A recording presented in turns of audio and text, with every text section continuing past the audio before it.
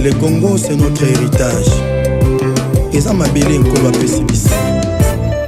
Il est écrit dans la parole: prie pour ton pays, car ton bonheur en dépend. Nana mboka mususu te, mboka nangande Congo. Lelo na sepeli, tayemba pona mboka nanga. Mbote ya balandi notre émission à vous la parole, bisika nyonso zwi libako ya kolanda biso na tous les 4 coins de la République démocratique du Congo. Surtout merci na confiance et merci na fidélité de bozaka toujours partout à kolanda biso en direct na chaîne Labino RTVAE bozal ebele à kolanda biso na bande qu'on a tous les 4 coins de la République démocratique du Congo. On a apprécié bien vraiment beauté, c'est toujours de merci bien par fils de l'homme. Tout le monde a une émission de l'eau. Bisika o tozali ko solo la par rapport il y a liwa, il y a policier, il y a kufi na champ, il y a bitumba, ou ebike azaki na mosala, cortège ya premier ministre selon ba témoignage. Azali ko kende atikaki mais jusqu'à ce que ko sala ke ko salama to ko solo ngo lelo parce que ngapi nazana mo izo po ya ko pesa po nazo continuer ko sala kaka ko succès na yebe lelo na pesa bino na cortège ya premier ministre ici que zalaki na place ba kendaki na vidéo comme la premier ministre nani akutindela ki premier ministre moto liboso. C'est ça, Dieu merci bien, maman Fox Nabiso. Toujours sur l'angle, peut-être aller colomber par rapport à dossier, il y a guerre et situation sécuritaire dans l'Est de la République démocratique du Congo. Bah, pour parler de ça, les 9 avril, tous les deux partis, bah, dans le Qatar, pour que bah, solo là. Est-ce que souci n'a pas question est-ce qu'on aboutir réellement bah, pour parler ou bien bah, après avoir bah, Panzanika Bongo. Troisième question, tu as dit que la papa ba consultation politique, ba proposition, même malgré opposition, ba boy. Nazanga monter na plateau, nazali na monsala nzambe, azali en fait eka, azali pe analyste politique, tu as que sur la naie, le lo monsala nzambe boni santé. Oh, yesu na kati na biso kimie kozala. Mais mboka peso kende bien. Nazo ebisa yo mboka toza na mwa kokoso parce que ba ko kufa na est za biso. Donc, toujours na matanga. Ça fait plus de 30 ans, on nous tue par quelqu'un parce qu'il a besoin de notre richesse, parce qu'il a besoin de notre coltan, et qui est soutenu par multinationaux. Et puis, à travers Congolais, le cupide congolais, bango yango anomoni nazako baketoza mwa moke malam. Mais Nzamba doit continuer ko zala na Congo ou bien déplacer na Congo. Nzamba za na Congo parce que si Dieu n'était pas là avec toute ba complot nyoso oyo salama na Congo. Vous savez, le Congo se bat avec le monde.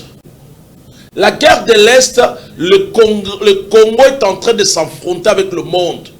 Parce que ceux qui sont derrière Kagame, ces aba firme ya minene ezali ba mboka ya minene. Kagame était soutenu par des Américains, des Anglais, des Français. Basa ebele do Congo abundi na mokili. Mais talati le loka katozali. Yango sika na pesa ka longonya na FARDC na biso. Longonya na bawazalendo. Ce qui prouve que on est capable ya kobunda, ya kobeta même mokili mobimba. Parce qu'on a résisté. Ce sont des décennies. Tobunda kana bana tobunda kana ba mokili. Oba lingi ba botola bazwa nyonso. Miba koka kozwa kate. Ce qui prouve que Dieu est là. Dieu est à notre azana cannabis. Zambazana cannabis, toujours bunana batu nyonso monde entier mobimba mais Congo azo ke ne peut que senga peka soutien na monde entier pour que ba ya ko soutenir. Bato bazo bunisa bino, boye ke no senga peka soutien aide pas na. La diplomatie ezana ba lolenge na ngo isalamelaka, ezali différemment na défense interne. Parce que diplomatie c'est l'extérieur. La politique interne, c'est autre chose. Et quand on a des langages différents.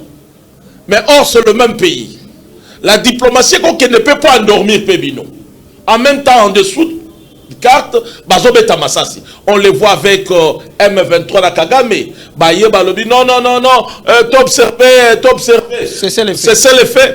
Or, on a continué ça, donc, quelque part. Alors, on reconnaît que notre diplomatie, la communauté internationale, non. Il faut louer, mon frère, tous à la reconnaissance, tous à l'honnête. Il faut tout louer la diplomatie à chef de l'État. Et puis, Congo, ça fait longtemps Congo est sous sa représentativité. Au nom du Congo, c'était le Congo-Brazzaville, c'était le Rwanda, c'était l'Ouganda. Parce que même dans ma cambo écologique, ça se faisait dans le Congo-Brazzaville. Donc le Congo-Brazzaville avait eu le monopole. Il y a fleuve du Congo, il y a bassin du Congo. Au moment où Ouganda, Rwanda, comment ils collabent sur l'écologie, sur la makambo écologique, bangom bazako se représenter. Au moment que Rwanda représentant Nabiso, soit na franco, même francophonie. Rwanda occupe une grande place, la présidence au moment où Rwanda est en anglais. Et nous sommes parce que la diplomatie est à la quitter. Mais l'élo, grâce à la diplomatie des chefs de l'État, Kagame a exposé. Alors après qu'on a exposé. Mais il y a eu des sanctions. Après sanctions. Mais les sanctions, c'est sur le terrain. Et pour tenir le terrain. Et ça commençait comme ça avec Mobutu. Tu sais ça? Ça commençait comme ça.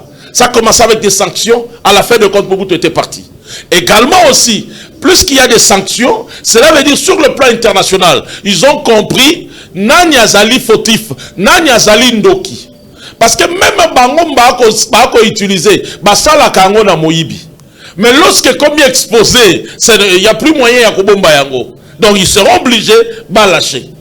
Les prévenés, bah sanctions Yango des Okoya. N'habitude mais continuer sur le terrain. Par rapport à la guerre Est, parce que tout ça déjà, na Qatar, c'est pour parler salama tous les deux camps, est-ce que négociation, rencontre que salama na Qatar le 9 avril, est-ce que comme même Fouine, parce que c'est pas la première fois, et Bakutana pour parler tous les deux camps, Bakutana, même Paul Kagame, Bakutana, Félix Antoine Tshisekedi, président de la République, lobby n'a pas bitumbe bundami sur le terrain. Est-ce que quoi apporter ni so Bakutana? Le pourparler ne dit pas cesser le fait. Tokoki kozala toko solo là. Mais en même temps to bunda pe da ser, mais to luka ni to luka solution kaka, to luka d'accord. C'est ça le problème. Ce qui est là, Kagame veut des accords. Kagame veut qu'on lui donne la terre. Kagame se sent coincé. Sur le plan international, on l'a exposé. Sukoyo boye bisangai tango babandi kobotola ba mbongo nyonso ba pesa kaye à peu près peut-être pendant par exemple 30% ya budget na elongwe parce que 50% ya budget na utaka na Congo et 50% c'est utaka Libanda mais balongo li 30% ça devient déjà un problème sérieux. Alors Kagame a côté parce qu'il a dit que 50% na utaka kotoyo mais notre problème est là que on nous avait interdit d'attaquer le Rwanda. On nous avait interdit d'avoir des armes. On nous avait interdit de ne pas faire la guerre avec le Rwanda. Jusqu'à aujourd'hui, la RDC fait rien que le riposte. Il se défend. Or, l'embargo sur le Congo. Aujourd'hui, on n'a plus l'embargo. Il y a nous qui nous achetons des armes. Malgré que, l'aventure est ça, la maradambo, canabiso, oh, il y a coquité, nous sommes minuki. Mais au moins, la politique de Félix Tshisekedi Tshilombo est sali que l'embargo est long. En même temps, vous devez savoir que Kagame Ponaye, il a présenté son souci naïe. Souci naïe Sanini. Il faut revoir ma frontière. Il a dit bien à Bénin, son problème c'est la terre. Or, il dit bien que le Rwanda n'a pas de terre au Congo. Mais comme il était appuyé par de Belges, comme il était appuyé par l'opinion internationale, ça n'a pas commencé aujourd'hui. Ça a commencé depuis la colonisation. Naba 1919-1939, auquel on prenait plus de tout de Rwandais, on venait le planter au Congo. Et la Belgique avait influencé les Houndés. Et on les a imposés, que la bango mabele, sa bango mabele. Or, Mabele, c'était uniquement pour vivre. Et ils ont profité, et ça avait causé des problèmes parce que, comme ils ont Congolais, ils sont dans le secteur Rwanda. Et ça avait créé des problèmes, histoire, que les Houndés ont combattu et ils ont chassé le Rwandais. Et la Belgique, Azalaki complice de ça. Ils l'ont fait partout dans le Congo Nabiso. Memi bango na Katanga, bayako sala na Jekamine, bakendaka Moba, baza ebele la Belgique voulait prendre, voulait faire ce qu'il avait fait au Rwanda. Il y a ma case supérieure, na case inférieure. Ils voulaient aussi le faire ici. Mais les Congolais ne voulaient pas. Or, mais Kagame comme étant quelqu'un, il y a nini organisme, il y a tout power, il a toujours cette pensée-là, il y a toujours avoir des terres na Congo. Yangozo komona bitumba ya Kagame. Yangozo komona Kagame toujours parle que non, on est en train de maltraiter le mien. Or nakati na mboko yo to na bazombo, nakati na mboko yo toza na banyanga ya côté ya Luozi, ba misu baza na ngamba Brazzaville, oh jamais to tikala créer des problèmes. Mais lui veut que il faut chaque fois qu'on taka au Congo parce qu'il doit protéger. Et le mal à né, les accords qu'on avait signés le 23 mars. Et c'est ce qu'il cherche toujours à ramener encore ces accords avec Félix Antoine. Mais les accords, est-ce que les accords au Bokenda, au Kangama, mais en 2020, depuis 2000, quelques mois, à M23, ça existe. Pourquoi on a beaucoup de ça, beaucoup d'accords? Est-ce que vous n'avez pas le solo la M23, na délégation de la République démocratique du Congo et que soit na bakor te mais langa yebisanga élément nini soubassement nini M23 tambola ranango soubassement des alaka les accords le 23 mars non o ba signaka na CNDP yango ba revendiquer kati lelo non et la régime passé et tambola ki na bakor wana non c'est ce qui avait donné même plus de pourcentage au Banyamulenge d'avoir plus de postes à l'est. C'est ce qui avait fait que l'Est devienne donc zone moko tampon. Et c'est ce que Félix Antoine Tshisekedi a refusé. On ne peut pas conduire le pays comme ça. Les Congolais doivent profiter de leur pays. Et Bakor Wana, Nelelo Bango Bazako Brandir, qu'ils se battent pour ces accords, pour que Félix doit aussi accepter ces accords. Or, c'est le même système de jeu que Kagame utilise toujours. Bon Anini, parce que quand ils sont venus avec l'AFDEL, ils ont utilisé l'un de nous, Papa Kabila, Laurent Désiré Kabila. Bah utilisé quelqu'un comme échantillon. Tant que Bayena à comprendre, Bengana Batoy. Tant que Bengani Bango après quelques temps, Babomaki Laurent Désiré Kabila. Après RCD Botami, non? RCD Tango Botami. RCD Memeli Bisso Suko Bango Lisusu. Les accords amènent encore des infiltrés au Congo. Il y a RCD. Oh, Roubert Wazaki Mokonzi. Roubert Wakomaka président, il y a vice-président à partir il y a RCD. Et ce sont ces genres de choses. C'est le même système que Gamé utilise. Après, tant que RCD continue à pouvoir, ils ont encore engendré la CNDP. La CNDP avec des Mouangatutu. Tant que Bango peut signer le 23 mars, c'est ce qui a amené encore. Ils ont encore engendré les M23. Les M23, Tomoni Bamakenga, Tomoni. Vous savez que dans ce pays, sur la scène politique, Tozana M23. La scène politique. Oui, la scène politique. Bazali. Ah bon? Parce que Basignaka Bakor, ils sont entrés. Nous avons la CNDP, on avait des Mouangatutu qui sont sortis de la CNDP. On avait des Roubaix-Rois. Tous en Roubaix-Rois aujourd'hui. Ils ont exercé ma fonction à Minenamboka. Ils sont sortis de la RCD. M23 aussi a donné des gens. N'oublions pas aussi, M23, Boti, M23, Moussoussou. Et Soukana Bassani, Babimisi AFC. C'est le même système de jeu. Bayaka Kaka Tozo ya libéré.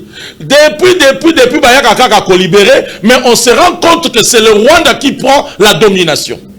C'est ça ce que le président Félix Antoine Tshisekedi Tshilombo ne veut pas. C'est ça ce que même les Congolais lui ont demandé. Sa deuxième mandat est lié à la terre. Parce que tu peux signer ma coquiwana, tu peux signer pour aller Likamboya et Amabeli. Or, Likamboya et Amabeli, si tu signes tu engages le pays. Parce que le nom Batambola, Kakana Mukanda, il y a le 23 mars. C'est ce que pour parler de ça, il va signer quand même. Nalobakana, yo, Dieu merci, ceux qui tuent ces pays, ce sont des accords. Mais c'est quoi? Mais encore quand il y a Kabila, on est comme Mabé. Mais papa, Ateka Kimboka. Kabila. Maintenant, quand il y a régime qui ont signé les accords, Raymond Chibandé vivant, qui ont signé les accords. Moto Ateka Kimboka, Tiki, territoire, Union sur la Maboko, la région. Territoire n'est par rapport aux accords. Tous à la sérieux, tous à la honnête. Je ne suis pas contre Joseph Kabila. Étant un homme de Dieu, n'a pas inamutoté. Mais il faut être honnête. qui ont signé les accords de 23 mars. Mais encore, on Nazakoye Bisayo, brassage na mixage et Salamina Joseph Kabila. Et c'est là où on parle de l'infiltration. C'est là où on parle de l'extériorisation de l'infiltration.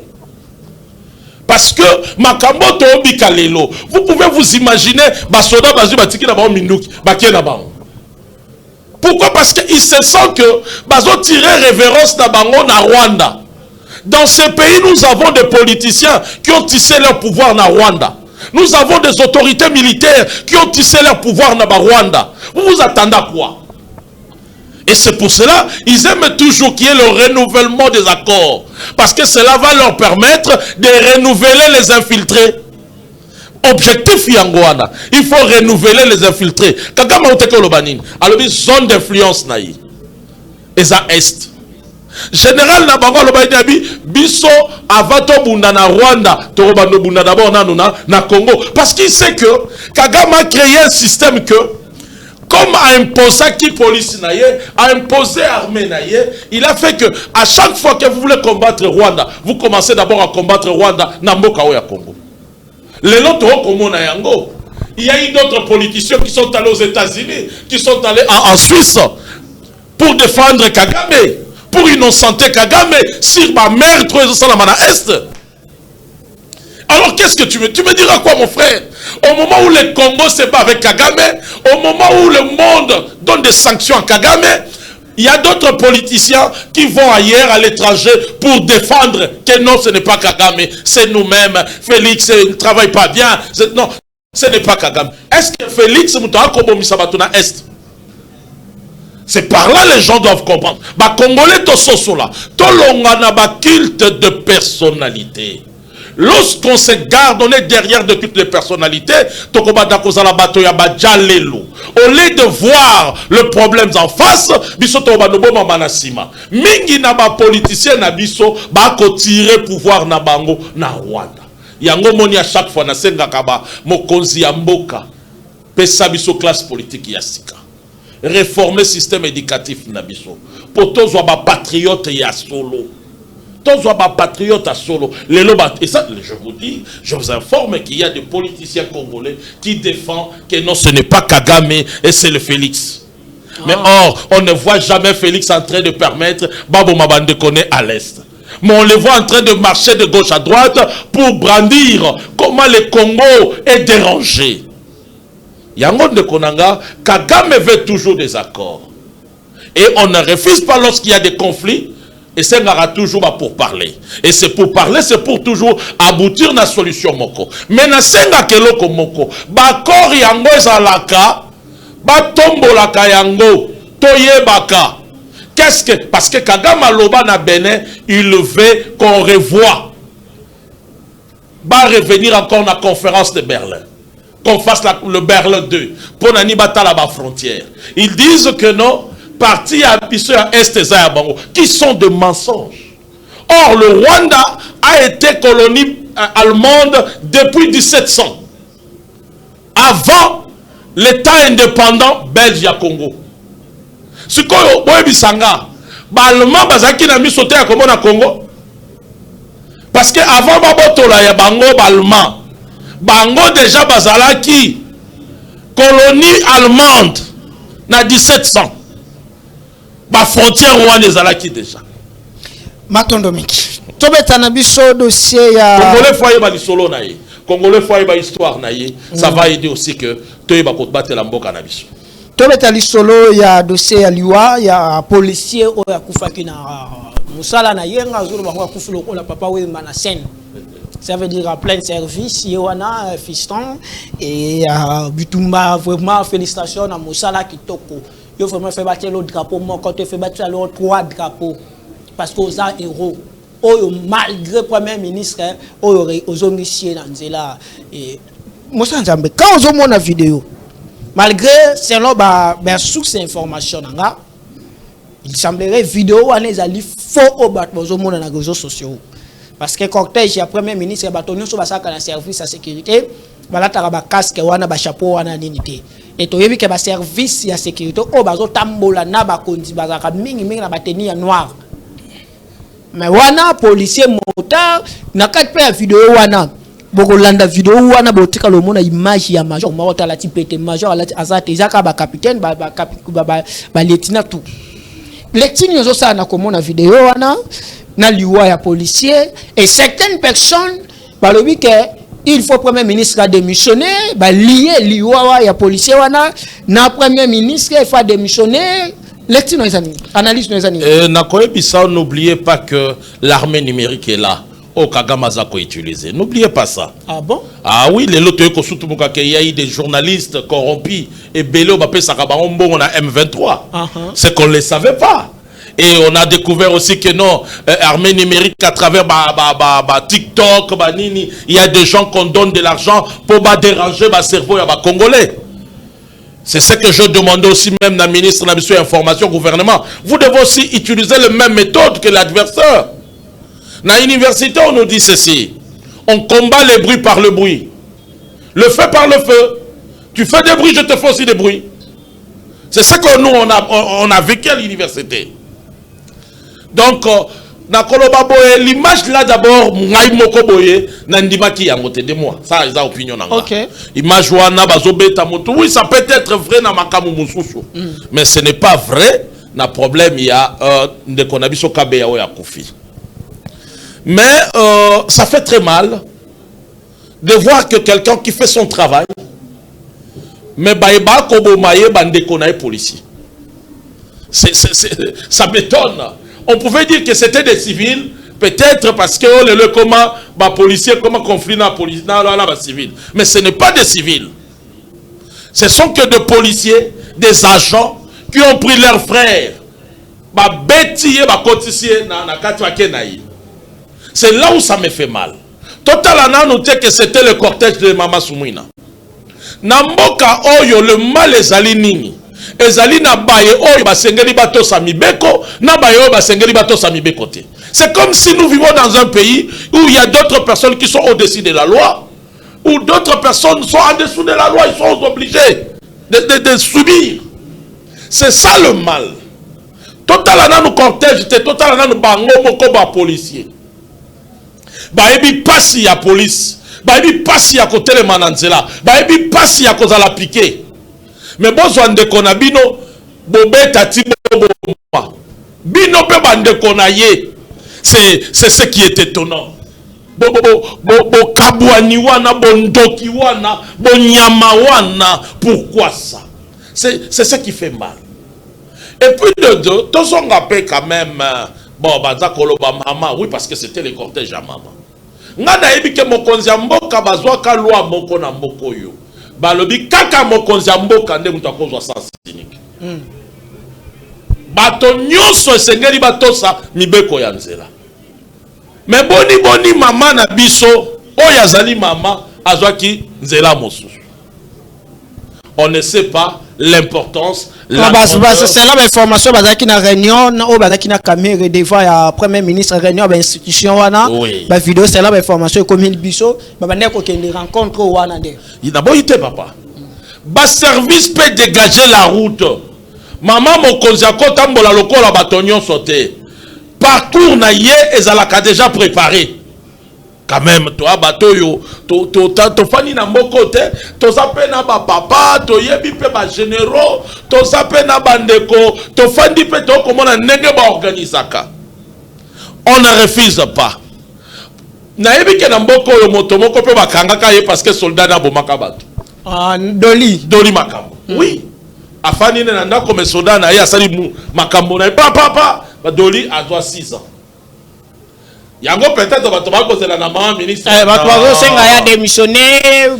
que maman ministre a yebaki makambo wana? Non. On ne refuse pas. Ma baisse à la individuelle. Major wana déjà a déféré na maboko mibeko.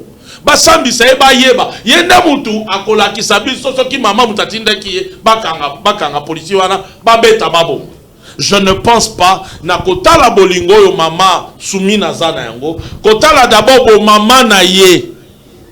Je ne pense pas. Je ne pense pas. Oh, ezali kaka, bato yo bazali distrait, pembeni ya bakonzi. Beaucoup de gens qui sont en Tolobaka, bino ba ebozui bokonzi, bo sambe la kamingi. Parce que bakobano simbi sakabino ba touche. Wane sa touche. Sukobalu kanibala tisa mamangambo. Or, banguna na biso toza na bitumba ya Congo, ezakaka sur le plan politique, mais même aussi sur le plan spirituel. Parce que le Congo tend vers sa destinée. Le Congo Tend vers sa destinée. Le Congo tend vers l'indépendance économique. C'est un grand combat. Mokonzi Mboka alobaki yango. Alobaka yango. Mais je l'ai dit comme étant un prophète de Dieu. Nous tendons vers l'indépendance économique auquel les Congolais vont commencer à vivre les intérêts, le profit. Il y a mine na bango, il y a économie na bango. Alors c'est un combat qui est spirituel. N'oublions pas qu'on a eu des témoignages que livra comme mine na biso, économie na biso na Satan. Toyoka bofasa, toyoka papasa comme il témoignage pour dire que pour la il a fallu. Et les lots congolais, ça n'a pas si yakobika yako bénéficier na ba mine na yi. On n'a pas si yako vivre à vivre économie na ndenge longobani. Mokonzi Mboka loba ki tokomi ko tendre vers parce que c'est la prophétie de Simon Kimbangu. Tokozwaka indépendance politique administratif na simana yango tokoya kozwa indépendance économique.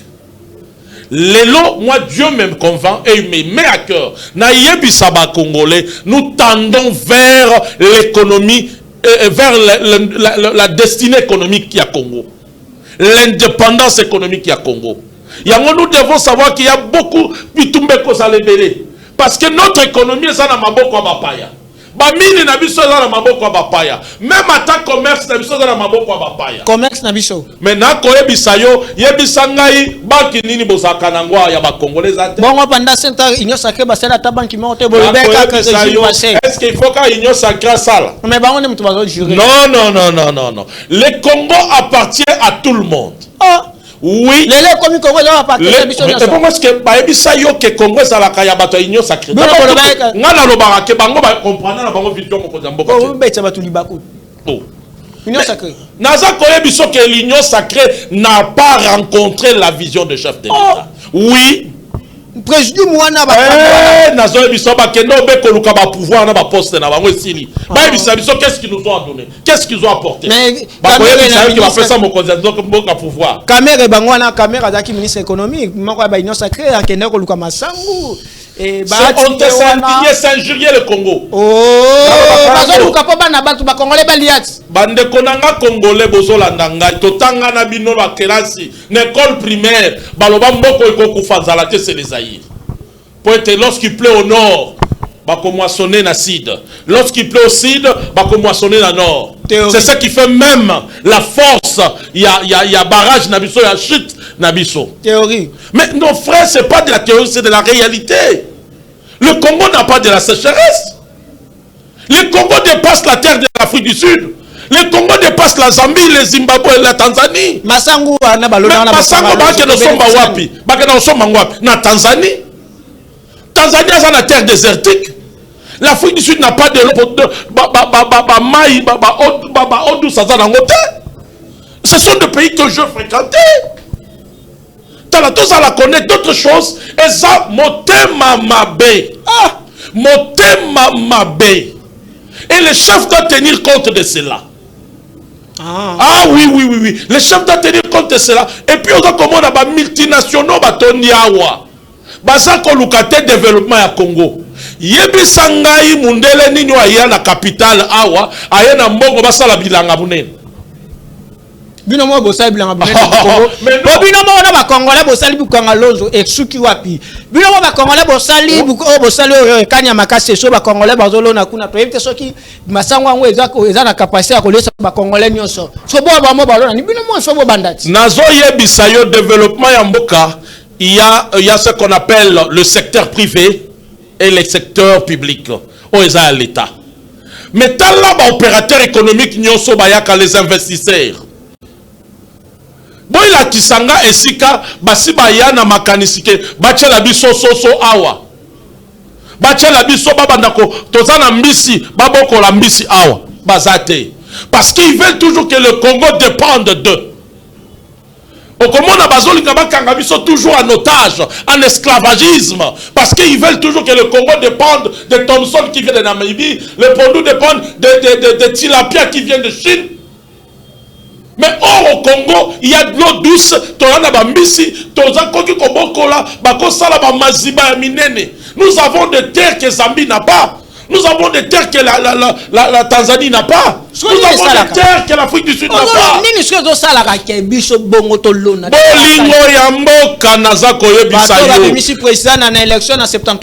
Mon frère, ça c'est le peuple, la totalité du Congo. Félix Antoine Tshisekedi a été voté par le peuple congolais. Ce n'est pas l'Union sacrée. C'est le peuple.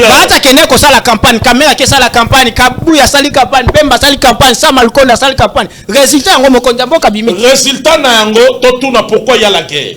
Si réellement vous êtes des leaders d'opinion, excusez-moi, c'est une réflexion. Si réellement ils pensent que ce sont des leaders d'opinion, parce que bientôt là j'ai suivi Papa Nabiso Bahati, alors il faut tenir compte. Nabao Basali n'a pas politique. Je n'ai pas refusé.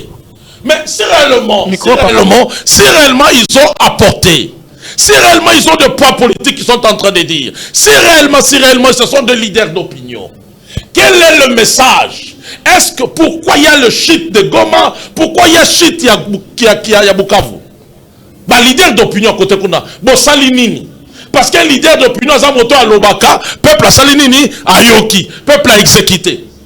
Si le peuple a zasima ya moto, beaucoup monde, on dit tant que le peuple a zasima Laurent Désiré Kabila. Tant que le peuple bazo tambola na papa Etienne. Il a Afdel atambola azoloba au nom de l'IDPS. Nazoya tozana boyokani na IDPS. Le couloir est déjà fungwa. Pourquoi? Parce que l'IDPS est un pouvoir mokoboy. Et les lots ko ba leader wana baza. IDPS ezala kito eza. Ezana bon.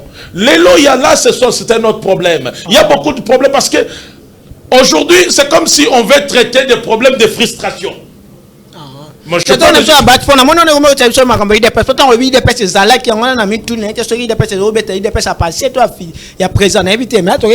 mais IDPS a lobby na le que c'est ni hein. Ah papa on est beti libaku. Non non combattant vraiment non. Baza honnête na. IDPS Tshisekedi. IDPS ya lobby na le que c'est ni. Telo que c'est ni ça. Naza ko oui.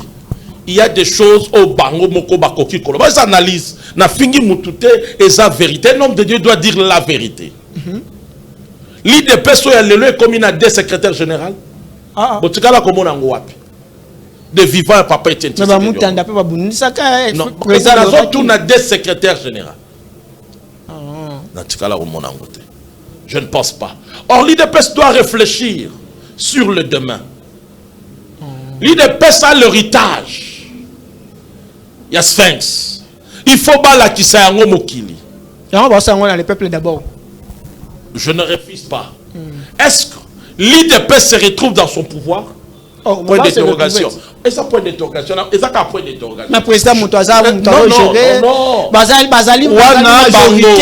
Tuna bango. Mais bazali majorité libana biskanya. Tuna bango. Tuna bango. Est-ce que l'IDPS se retrouve dans son pouvoir?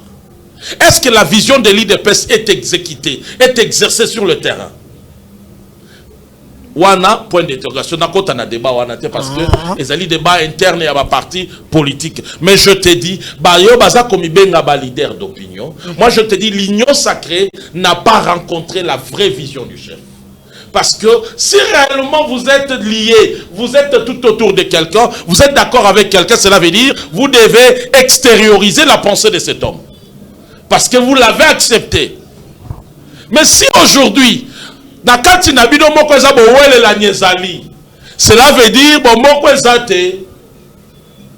il y a un consultation et union sacrée. Ah oui? Et ça consultation nationale. Mais l'opposition baboyi. Baboyi ade. Et bongo nani formateur bien nani secrétaire nani professeur et baron et Béran. Il y a émission kaka parce que le bina royate yango patiki. Bon, Fassani. Il doit chercher face au Lola. Il doit chercher tout le monde. Parce que Zali, toza kolukato atterrir na gouvernement d'union nationale. Papa Etienne pas boya qui cause. Quand Eden Kojo yaki, Papa Etienne pas qui net, il est perspective net. Émission Eden Kojo akenda ko tala Papa Etienne.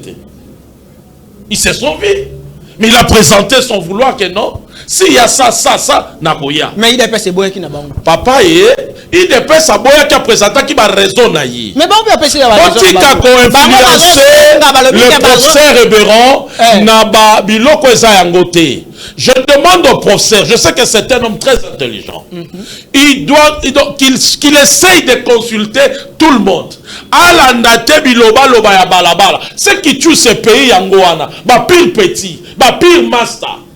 Le Congo a besoin de décoller. Le Congo a des destins prophétiques. Le Congo a des choses que Dieu doit accomplir. Mais c'est là aussi l'homme et les méthodes de Dieu. Il doit passer par des hommes. Alors comme il doit passer par des hommes, il faut que tika mutunyonso, qu'on peut sa mutunyonso espace. Ata mutu afinga kayo cause anango likampa malamu. Mutu muso ko ebiso ke na roya na ngate, ma pesio peu piste de solution. Mais ce bazo c'est regretter bazo tout na ba question. Ndenge ka opposition ba bi ba roya te chama kabundi. Parti na ba boy na bango koya eside kutu balobi bo lamba boko ba roya na bango te ata biloko o mekata na njunga ata soupe ba mekate. Côté où tu as Joseph Kabila batinda qui même invitation bango kutu balobi koya kutu eza ata musika ata li solo ba olinga koyo quand même pas. Est-ce que vous avez toujours le gouvernement Union nationale et deuxièmement, on le dit que bazo batomacho d'abord commencer à la poids politique. Quand on monsieur Constant Tambalobi bak me kontambo kaselo ya saka ba babenga ngonini aménager kaka moi gouvernement madame Judith Atikala mais a touché ka moi mokié selon yo. Mais dites-moi le gouvernement qui est en place en dehors au bakoko za la pesi biso. Vous devez comprendre une chose. Si et surjure que il faut un gouvernement d'union nationale, cela veut dire qu'il y a des manques. Et ça, le peuple en a besoin. Que ce gouvernement soit garder le premier ministre, ce n'est pas un problème. Mais poids politique oh, on va faire 100 jours, on va évaluer. Bon, évaluer, bon, benananan. Ah. De tout le monde va salir na bango bien. Ah. Au moment où on t'a dit, on a studio, na victoire Kourezati. Mais c'est le yango toloba. On a besoin de gens, tant qu'on a un gouvernement d'union nationale. Et les koloba batonion sont. Même ceux qui faillent le Koboya, ce n'est pas bon. Fayoulou, c'est un Congolais. Il dit qu'il veut diriger le peuple congolais. Donc cela veut dire que or, dans le service de l'État, il n'y a rien que ce qu'on appelle la continuité de l'État. Ce qui Fayoulou, les lois, il y a Pessi Maël et Amaram, Alouki Kimia. Donc pour Fayoulou, il faut que les Congolais souffrent. Alors, comme époque, mais il y aura toujours cette continuité, non? Continuité, comme Yochela qui baninga cric, Yochela cric. Que la loi de la nature, c'est ça. Celui qui sème le vent, il va récolter la tempête. Merci. On a besoin de tout le monde, nous les Congolais, qui ne sont pas dans ces institutions, qui ne sont pas soi-disant l'union, ce qui est l'union sacrée. On demande à nos politiciens, ceux qui n'ont pas touché le sang des Congolais, parce que Fayoulou est resté. Ils pouvaient aussi aller voir Nanga. Le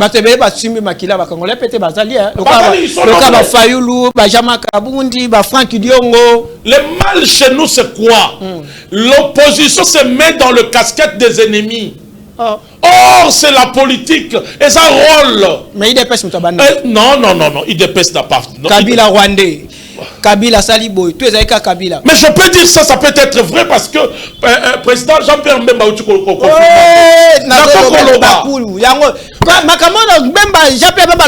Kabila Rwanda a congolais confirmé. Mais nakokoloba parce qu'il y a Mukonzi à lobby yango. À lobby yango président Félix Aloba n'a dit que c'est Kabila qui est le chef AFC. Comment je peux être, continuer toujours, qu'on peut savoir ma révérence. Même maman n'a pas aussi Fazali Azali. Comment pour ta Kabila? Et ça comment Kabila ke? Kota na Google beta généalogie à Kabila. Papa biso maman na esi fa rwandaise. Touti. Ah, sikoyo. Omoni na Google. Bon beta na Google makambo zo kota la yango bota la biographie na yi. Ba ko ebisa bino. Mais est-ce que réellement maman si faza maman na yi? Oh, ma question. Mais c'est Naza Kolanda, premier ministre, ministre il y a transport à lobby. Tout ce qui sort dans la bouche d'un officiel devient sacré. Ah oui. Donc Joseph Kabila, pour moi, je le dévoile. Comme on a un ennemi. Parce que Abomi Sibiso, nani a lobby yango, président Fachi, a lobby nabiso, AFC, Mukosi nango nani, Joseph Kabila. So yebi sangai Congolais. Congolais ya kobo ya se kato comprendre te. Ça dans photo, ok, j'ai la main. Donc yo tikala komona na famille moko, pour Laurent Désiré Kabila, abotaka kabana misatu. Tembe Etienne Bazali, na yamba ou Etienne Kabila. Yamba Etienne Kabila. Na yamba nani Kabila. Omona na Jeannette Kabila. Omona ye. Na Joseph Kabila. Soki bana balobi ke non ngana za mwana tata lobi ke mwana na za. Donc papa bota bana na ye balobi ke za ye tso to. Et puis mama pasa wana babota makaka oya bota mikoto oya bota mikoto. Miracle ezali. Ah merci na miracle wana.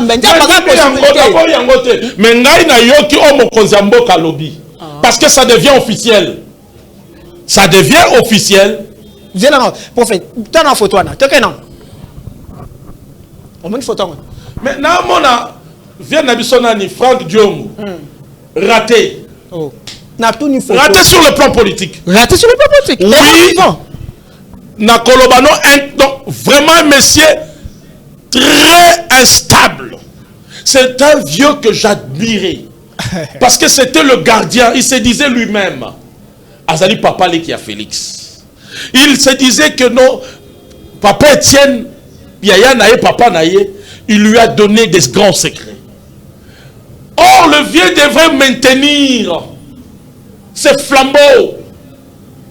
Parce que pouvoir, Etienne Tshisekedi nous a montré la maintenance, la persévérance, être constant sur quelque chose. Mais le vieux a fui. Il s'est retrouvé en Europe pour acquiser le Congo. Que les droits de l'homme, ok. Le vieux s'est retrouvé au Rwanda, na Kagame, na Lelo Bangowana, Yebi Sangai. Même admiration, je me dis que Nazako Mikos, ce que Yebi Sangai na Osani. Ma belle ba Congolais, Congo, bakoko aboutir na bakor. Mais mon thème en a été sanctionné. C'est ça que je demande au Congolais. Et le Bini? Et pas sanctionné quoi? Pas sanctionné. La diplomatie, les impositions occidentaux peut nous amener aux accords, peut nous amener à vivre d'autres personnes. Mais les Congolais doivent savoir ceci. Il faut sanctionner dans mon thème. Comme Nasuka 2 minutes. Christian Malanga va gracier. Condamné peine de mort et Longwe, mais attiré prisonnier en vie. Nazoye bisayo na Congo ataba kangi Satan. Yebake aobimanayi. Na lobi yango. Na kobetela lisolo. Ministre Roubaud taza na prison. Mais ba yeba ki mboko forage na bali bazali banda. Na mboko yo ataba kangi Satan. Nazoye bisako ya no na Satan na prison na justice a Congo te. Pour ba libérer. Ba libérer. Na ebite so na kosi ya. Olobi ke Kisa Malanga ba innocenté, c'est ça non? Mais nazo pesa yo élément concret. Roubaud ministre Roubaud aza na prison. Ba père de la famille Bazalibanda ba ya bazwa ki marché ya lampadaire na forage Bazalibanda. Bakolo société Bazalibanda Roubaud atikali na kati. Nani atiki Roubaud na kati? Soit mutumoko impuissant a prouvé que yo kenako dénoncé ou soit yo saline yo oftikalana. Mot de la fin. Mais c'est comme le long on apprend entre guillemets on s'entend que Zando ba pesa kango firme moko bo inexistant. Tenobeto de Sazandu. Na waki Mike Mukeba Maramba Lobby, na yamba ipende ko mo lobby Maramba Lobby Azandu, na yo ka bongo te na koti suna sia mai. Wana yo. Au lieu de nous amener cash, ba yeli biso ba emprunt. Ba emprunt ngoli susunani, c'est le gouverneur provincial qui paye. Et ça également chez Salamaka na mine. Na Katanga. Ba yeli biso ba emprunt. Au lieu de nous amener cash. Tolinga Congo. Moi je demanderai aux Congolais, Tolinga Congo. Le loyer de pour parler de gauche à droite, à travers la diplomatie des chefs de l'État, pour qu'il y ait la paix au Congo. Oui. Mais vous devez savoir, ça peut accoucher toujours des accords. Ça peut accoucher toujours, parce que Batobalinga pouvoir mingi. Mais yo Congolais na motema na yo. Il faut comme à mesure ya sanctionner mutu. Congolais, même s'il est de ta famille, quand tu souffres, si que les oignons comme mawana, courant zate, ma zate, bandeko babomi kuna ba ozonga raté. Merci beaucoup. Sur le plan légal, bako signé accord bazongi, pour balinga pouvoir mingi. Baye, mais na motema no ozana bangonde. Matondomi. Ozana bangonde, c'est ce que moi je demande. Sanctionner bango. Pour ça, tu as justice na biso à Congo. Ha! Et aux anango ba populisme, aux anango ba makamusutu. Beaucoup na tabaye na satana. Kangie penza boy. Balobi peke yeyo. Nzamba ebisibino ke yeyo mutalia kibatu yeyo. Na justice à Congo ba o libérer. Matondo mingi. Bozake bela Olanda biso en direct na chaîne na biso RTVE. Merci na confiance, merci na balandine sur l'émission. C'est toujours Dieu merci de ma fils de l'homme. Sur le col la zonité, ton route na lobby, la même air, la même chaîne. Merci beaucoup. Navandaki mwa tango ya méditation. Nabotama na Zaïre, na tango ya Mobutu. Nazana mangwele, namoni pe mingi na mokili yango.